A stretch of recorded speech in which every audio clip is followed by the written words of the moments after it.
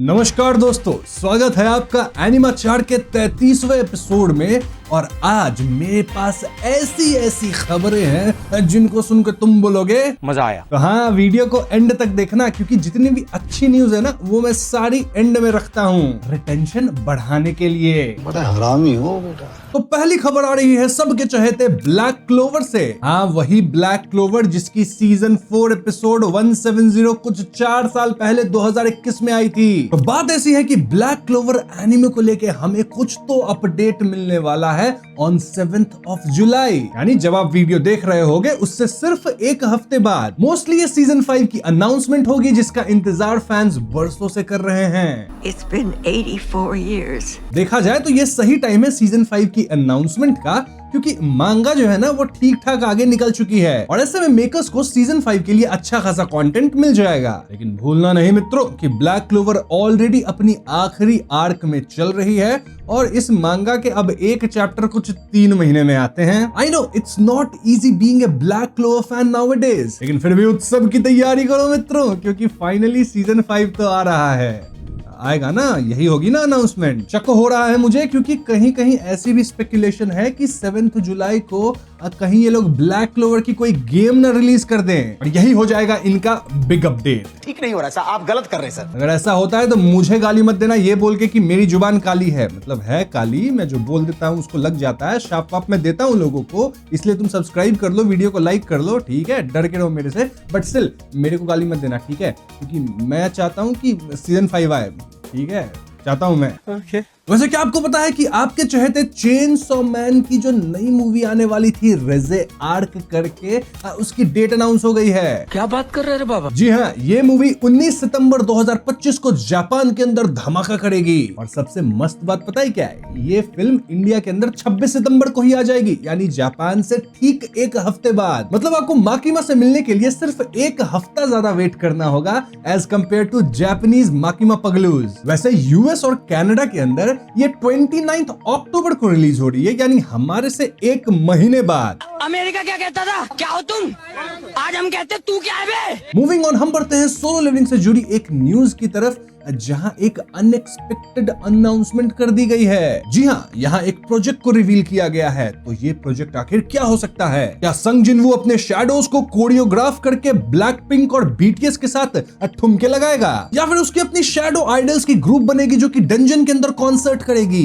ये क्या है? मैं ऐसी बकवास बातें इसीलिए बोल रहा हूँ क्योंकि सोलो लेवलिंग के साथ एक मेजर के पॉप कोलैबोरेशन अनाउंस कर दी गई है। हाँ भाई, आपने बिल्कुल सही सुना। ऑल्दो ये नहीं पता है कि ये कोलैबोरेशन किस तरह की होगी, इसलिए मैं कुछ वाइल्ड गेसेस कर रहा था। तो क्या कोई के पॉप स्टार जिनवू के बैटल्स के लिए ओएसटी गाएगा, या फिर जिनवू खुद किसी म्यूजिक वीडियो में कैमियो करेगा, मतलब अपने शैडोज के साथ बैकग्राउंड डांसर्स बनकर? इमेजिन करो जिनवू का बैड एस एक्सप्रेशन, एक ऑरा वाला लुक और पीछे कोरियन आइडल्स नाच रहे हैं।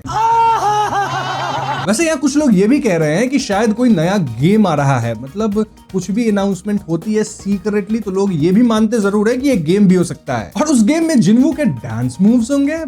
मतलब ठीक है, गेम है, अच्छी बात है, पर जिनवू को आप इतना नचाना क्यों चाहते हो? देन कुछ कह रहे हैं कि यहाँ अगले सीजन की जो अनाउंसमेंट होगी ना उसके अंदर एक के पॉप थीम सॉन्ग होगी। जो भी हो, सोलो लिविंग के जो मेकर्स है उन्होंने हमें एकदम सस्पेंस के अंदर डाल दिया है और जब भी इसकी अनाउंसमेंट होगी मैं न्यूज लेके आ जाऊंगा। तब तक आप लोग भी कमेंट में अपने वाइल्ड गेसेस करो सोलो लेवलिंग के इस रिलीज को लेके, मतलब जो कोलैबोरेशन हो रही है के पॉप के साथ। ध्यान रहे, गेसेस एकदम वियर्ड और ऑफेंसिव होने चाहिए जिससे सोलो लेवलिंग फैंस की जल जाए, और अगर जल गई है तो उसके लिए पहले से ही सॉरी कहता।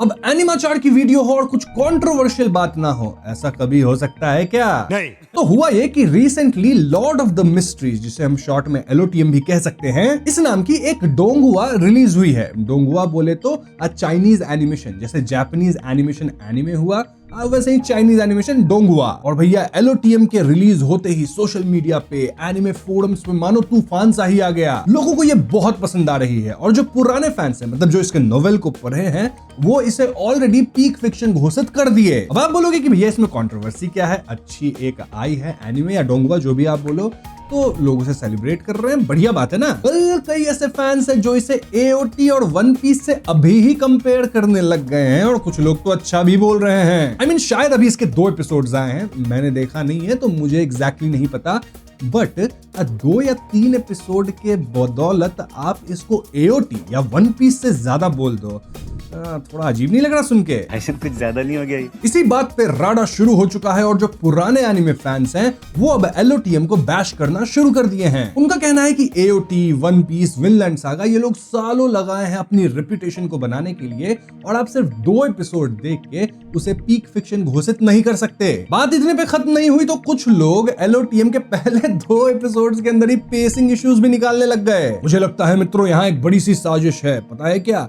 एनिमे वर्सेस डोंगुआ, यानी कि Japanese animation versus Chinese animation. जो भी है, लोगी को मैं बोल दूंगा कि वो डोंगुआ देख ले LOTM की, फिर चाइनीज कॉमिक मानहुआ भी पढ़ ले ताकि आपके लिए वो स्टार्टर पैक लेके आ सके। ये ना स्टार्टर पैक चाहिए तो 1000 कमेंट करके मुझे बता देना, फ्री में बोलूंगा लोगी को कि भैया इतना मेहनत करो।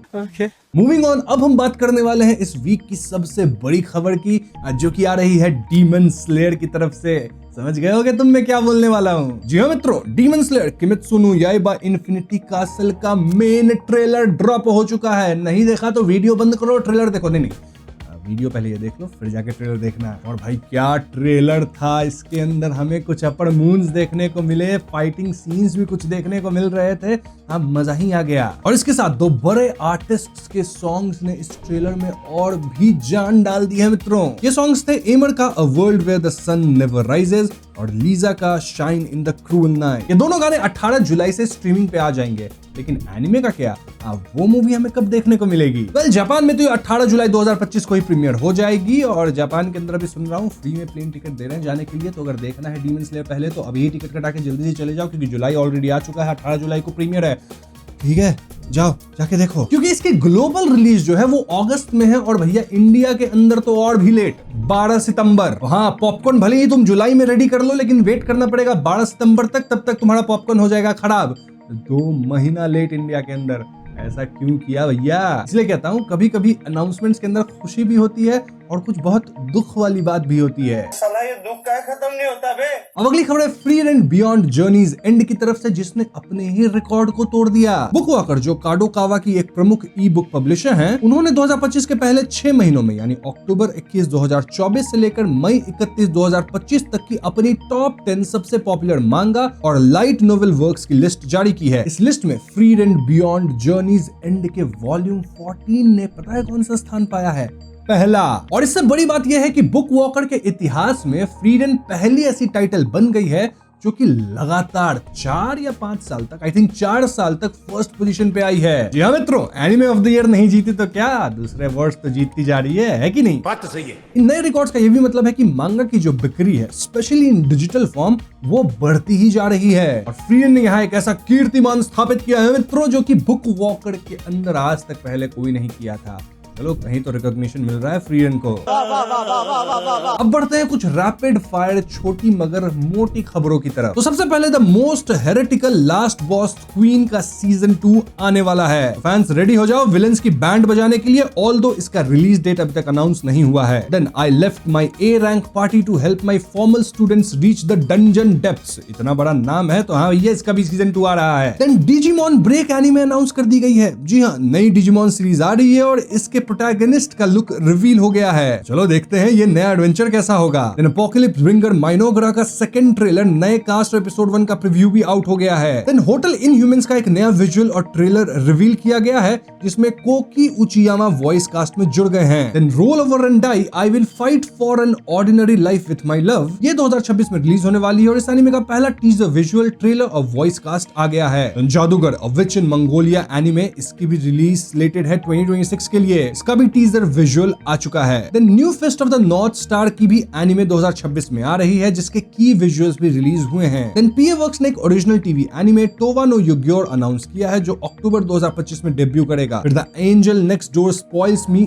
रॉटन सीजन 2, ये क्यूट रोमांस अप्रैल 2026 में रिटर्न कर रहा है। देन गैदरस एडवेंचर भी आ रही है और उसके मेन कास्ट और ओपनिंग थिंग परफॉर्मेंस का नाम रिवील हो गया है। देन क्रंची रोल का एक बड़ा धमाका भी है मित्रों। बेसिकली क्रंची रोल ने एक बड़ा इनिशिएटिव लॉन्च किया है, जिससे अब आप सोलो लेवलिंग और 25,000 आवर्स से भी ज्यादा जो शोज हैं उनको इंस्टेंटली एक्सेस आप कर पाओगे। अब इसके सब्सक्रिप्शन प्लान है, ठीक है, फ्री में नहीं है, चेक कर लेना क्या है सब्सक्रिप्शन, प्रमोशन नहीं है, प्रमोशन देते नहीं क्रंचीरोल वाले, बता दिया आया है कुछ तो। बस आज की न्यूज खत्म, वीडियो में इतना ही। वीडियो पसंद आई हो तो इसे लाइक और शेयर करना, साथ ही चैनल पे नए हो तो हमें सब्सक्राइब भी करना। I will see you guys in the next one, peace out.